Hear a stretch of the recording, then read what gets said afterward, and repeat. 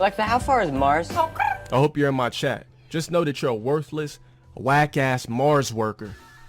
That's all we need you for. Come 2020, come 2030, when we make that manned mission to Mars and we're shipping off bodies to go shovel rocks and build our bubbled domes so that people with a purpose can actually live and survive and procreate, we're gonna need you to volunteer because you don't have nothing to do.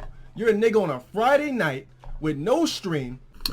So I'm gonna tell you guys like a little quick brief story about myself before I actually tell you why there was words from Will Smith some years ago, or just a couple of years ago, to really change my perspective and change the way I look at things and the way I deal with people. All right, so you guys already know, if there's anybody that's been here for a while, you remember the old version of me.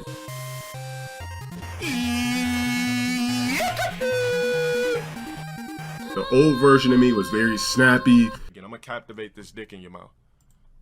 Very hot-headed. Bitch ass nigga! I was not mentally untouchable. I'm not gonna say not mentally untouchable, because my version of mentally untouchable means that regardless of what idiots say about me on the internet, I'm still going to chase the bag. I'm never gonna give up. There's a difference. We're talking about mentally not 100% in tune with myself.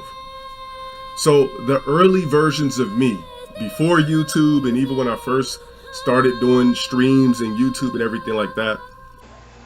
You get a few seconds, hopefully I get a few minutes, close to an hour. All right then, peace. I was not a secure guy. Growing up, it took me a very long time.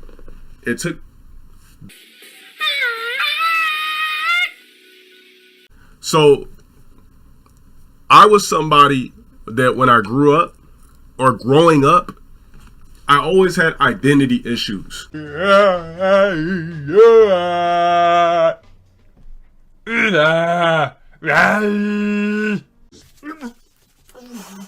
right, I don't think I ever told anybody this, but I always had identity issues growing up. I never really knew who I was. I always wanted to be like this person or be like that person, which was funny because my mom always told me since extreme adolescent years, single digits, don't ever be a follower, be a leader. But it's just something inside of me that I couldn't bring out the real me. I was very quiet. So I was always very quiet in school. I was afraid to ask questions. I always knew that there was something inside of me that was like a firecracker, right?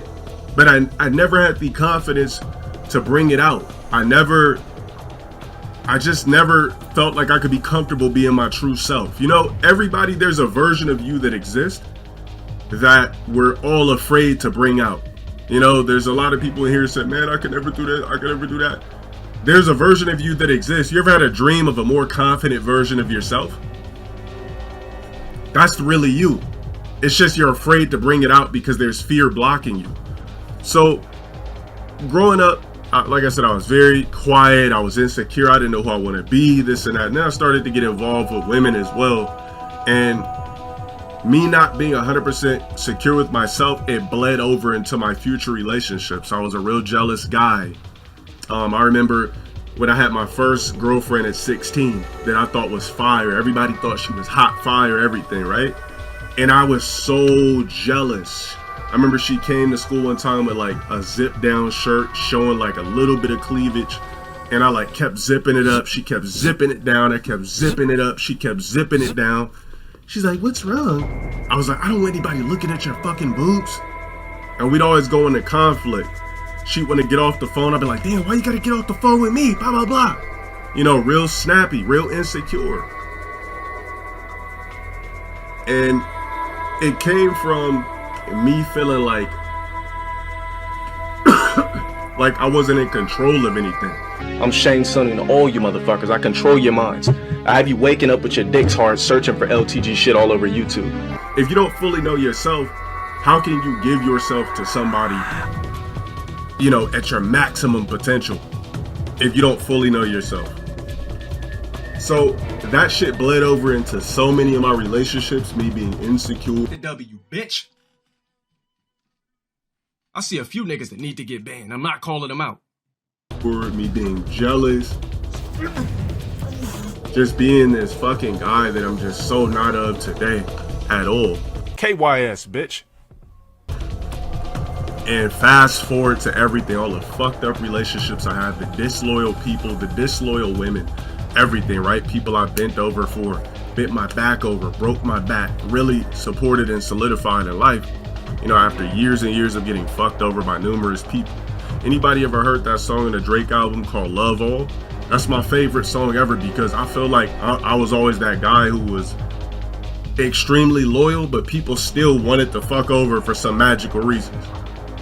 How's that shit go? Niggas turn their back on me for no good reason. I always felt like, goddamn, like I gave this motherfucker 13 pairs of shoes and half my closet, and the motherfucker is a fraud. I let this motherfucker stay at my spot for such and such, and the dude is a fake. I did everything for this woman, blah, blah, blah, yet you're down talking me and acting like I wasn't solidified for you and I wouldn't have done anything for you. But it was just one thing that changed my whole fucking mindset. And I heard Will Smith say something. I don't know if it's 100% to what I first heard, but he said something in the realm of, he said when it comes to happiness, he said you have to let that person find their own personal happiness. You can't control people and expect them to stay happy. What are the men in your life? Your fathers don't even control you like that. You have to let them control their happiness. You have to let them be in charge of their happiness. Your job, of course, is to be there, but that person still has to find their own personal happiness, so let them find their happiness. I swear to you, after he said that, it's almost like something instantly went off in my head. The insecurities disappeared within myself, of course, with personal mental therapy. Motherfucking this nigga woke up with standing Self-therapy. Ah, this dude already lost, you punk nigga.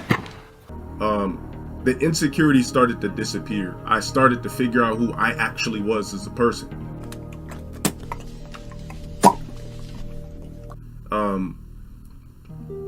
And I lost the urge to want to control, you know, people I was in relationships with.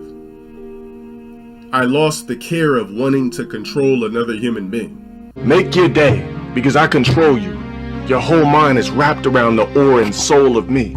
You can't even function unless you're thinking about me. And it's like, ever since I did that, I felt extremely free. Fucking free. And that shit changed me. I think it's like after 2018, like late 2018. After 2018, I just morphed into something else mentally. I stopped being jealous. I stopped being insecure. I figured out my purpose on earth. I really just got everything mentally collectible. Yeah, I still came on stream and roasted people for fun and wow factor, but for the most part, I felt like I finally got a grasp on myself after years of struggling with identity issues. And when I say identity issues, like it's been so many times in my life I've changed my name to try to figure out who I wanted to be, who I was. No, nigga. You know, when I was a kid, I hated my name so much, right? When I was a kid, I hated my name so much. I would get in trouble because I would write on the paper, Chris. I always hated my name because it never meant anything to me. I knew that name, even as a child, a fucking 5 and a 6 and a 7-year-old, I knew that just didn't express me as a person. And I would write different names on my paper, and my mom would be like, your name's not Chris. And I would always write Chris. And then I went from wanting to be Chris to fucking, what's another name? I went from wanting to be Chris to Romeo to, and I just kept coming up with all these fucking different names because I was having identity issues. And there was nobody that could help me with that shit by myself. And, you know, and there was nobody that could help me but myself. And then I finally came up with something I felt represented me, which is Delon Sparrow, right? Twitter, we can talk about whatever you want to talk about, whether it's ass popping, dick sucking. It's like once I found, like, I knew I never was that person, right? Even ever since I was a single digit kid, I knew I was never that person. But once I came up with the name, that was the first step. Once I let go of insecurity, once I let go of wanting to control human beings that you cannot control, because people, everybody has the right of free will. You cannot control another human being. Who wants a relationship where a woman does everything I say or wants to submit to me? If a woman wants to submit to me, I'm going to remind them not to, because I don't want you to hold me accountable for you going into your later years blaming me for shit you felt like you didn't do because of me. When people tell me sorry, I'm like, why are you apologizing to me? I'm not a god. Don't apologize to me. I'm not your parent. We're both adults. Don't apologize to me. It's not that serious. But that was one of the things I took. That was the first Will Smith quote that really changed my mental and changed my life and the way I think. And I was able to calibrate my personality and calibrate who I was 100% mentally just in 2018. Before that, I was really struggling mentally. In 2018, I think this is the first time I'm telling you guys this, but in 2018, I really felt like, you know, I was letting people like fuck with me mentally to the point where I felt like I was suicidal, you know, some weak shit. I was suicidal. Like, you know, when people think suicide, right? They feel like there's nothing left. They feel like they don't have anybody. And it's not about just having your parents. Like, there's an extended love that exists outside of your parents, right? That most people yearn for. I don't yearn for it anymore. Fucking goddamn ugly ass bitch. But yeah, I felt suicidal. I was taking acting classes. I was driving crazy on the road. It's just a little spot I like to go to. You know me, I like to walk in deserts alone and do a bunch of weird shit. In the rain, I was trying to hope I crashed. All types of stupid ass shit, right? I just really hoped that I had died. Like in 2018, I was really hoping that, you know, me driving reckless on the freeway, I was gonna just end up killing myself or something like that. So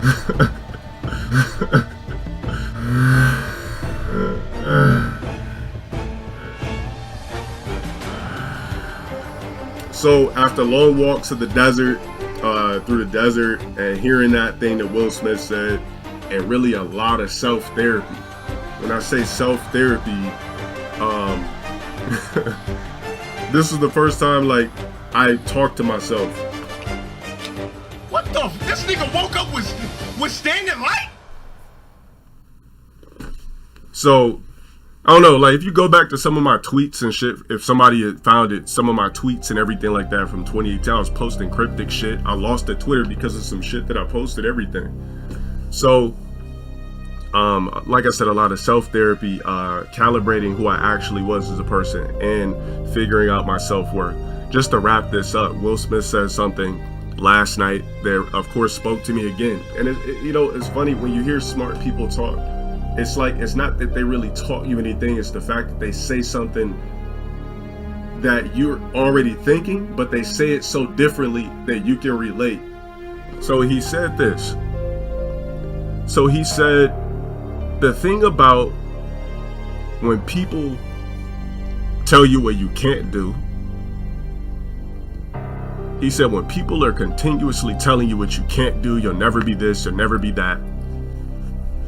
He said what they're really trying to reflect is they're saying what they can't do. And when he said that, I was just like, damn, I'm sitting in this crowd.